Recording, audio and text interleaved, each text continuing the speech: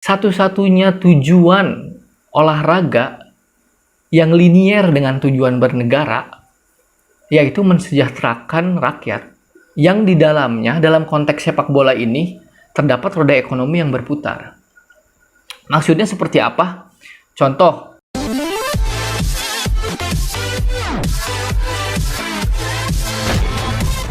halo semuanya, balik lagi di Kacamata Bola. Kali ini saya bakal bahas tentang supporter sepak bola, khususnya di Indonesia ya. Kita tahu dan kita sering mendengar bahwa supporter adalah pemain ke-12, supporter juga bisa diartikan sebagai nyawa bagi sebuah tim. Dan mari kita bedah soal ini. Jika kita berbicara supporter, dimanapun itu, di negara manapun itu, termasuk di negara kita, itu tidak akan pernah lepas dari kata fanatisme, fanatik, yaitu mendukung secara luar biasa, bahkan terkadang berlebihan.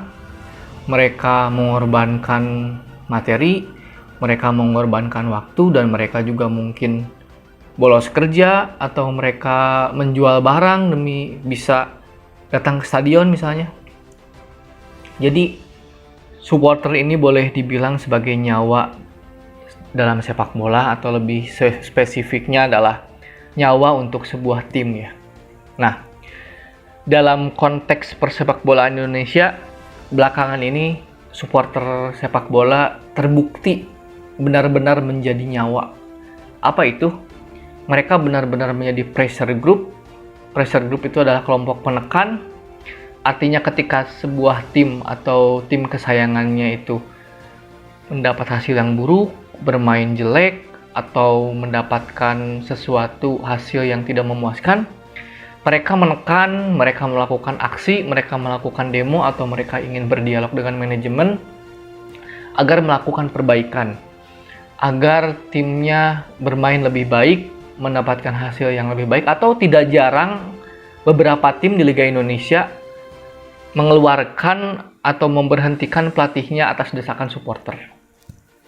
Contoh terbaru adalah Madura United yang resmi memecat Rahmat Darmawan karena hasil yang kurang memuaskan tentunya. Dan sebelumnya, jauh di awal-awal liga, The Jackmania sebagai supporter Persija mengirimkan karangan bunga kepada manajemen, bukti bahwa mereka berbelasungkawa atas hasil yang diraih oleh Persija. Lalu juga ada supporter PSS Sleman yang mereka bahkan berdemonstrasi atau melakukan aspirasi di kota lain. Dibukti dengan aspirasi tersebut, PSS Sleman mulai merangkak ke papan atas. Dan mungkin yang tak kalah hebohnya Bobotoh, yaitu Bobotoh atau Viking, supporter Persib Bandung ya. Persib Bandung dengan nama besarnya, mereka di 6 laga awal atau di seri pertama, dalam 6 laga itu mereka hanya meraih 2 kemenangan dan 4 kali imbang. Kemudian Bobotoh bereaksi. Bobotoh merasa bahwa tim Persib dengan pemain bintangnya, dengan banyak pemain berlabel bintang, mereka hanya meraih 2 kemenangan dan 4 imbang. Kemudian mereka berdemo, mereka melakukan aspirasi, bahkan mereka melakukan ultimatum terhadap manajemen agar melakukan perubahan tentunya. Dan terbukti di seri kedua, di 5 laga berikutnya, Persib Bandung melakukan atau memenangkan 5 pertandingan itu. Sapu bersih, dan mereka sekarang bertengger di peringkat 2 di bawah Bayangkara dan belum terkalahkan. Jadi dari contoh-contoh tadi, terbukti bahwa kelompok supporter ini berhasil menjadi pressure group, berhasil menjadi kelompok penekan bagi timnya tentunya. Selain itu, selain menjadi pressure group, jika kita melihat sepak bola dalam konteks yang lebih luas,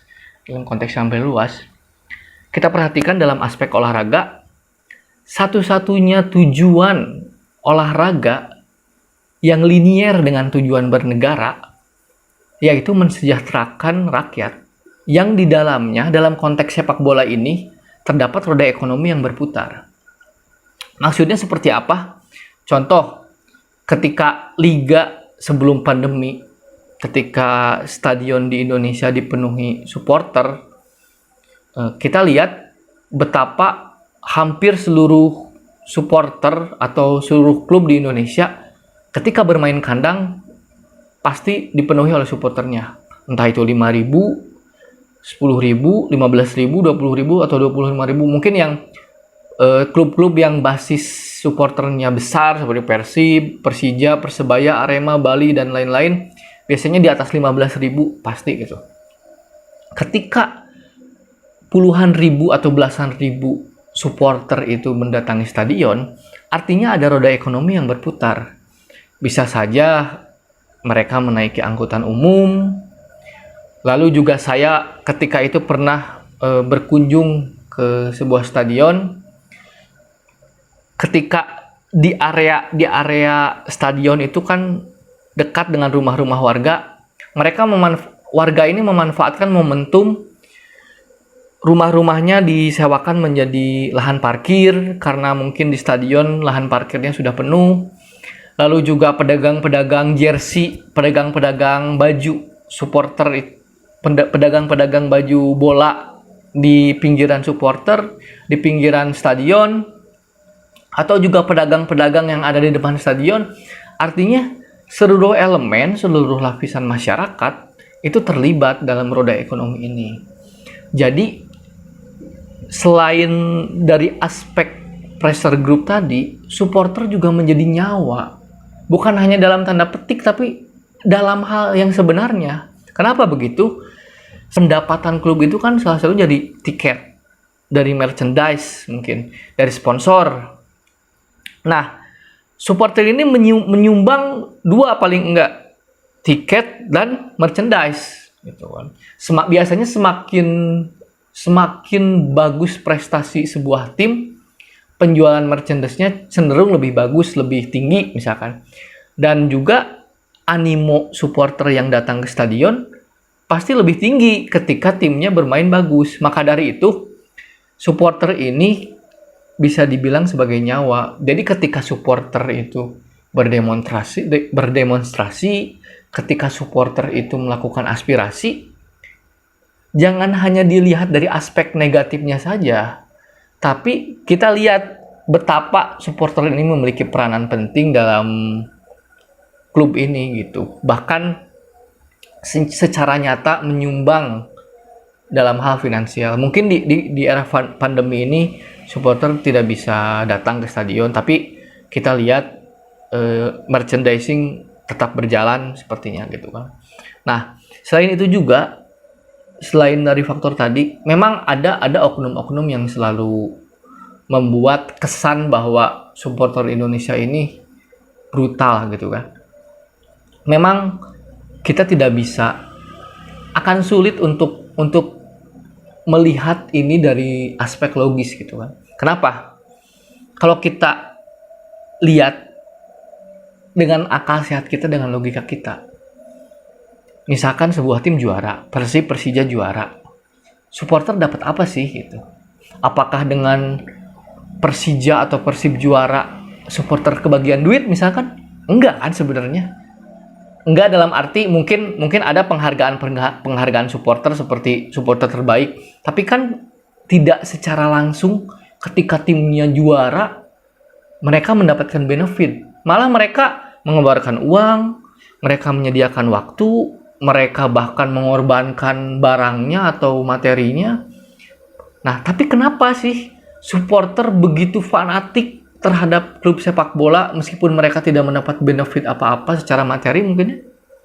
Nah, inilah cinta gitu kan. Kita tahu ketika seseorang sudah cinta dengan sesuatu, terkadang melampaui batas-batas nalar, terkadang membutakan logika.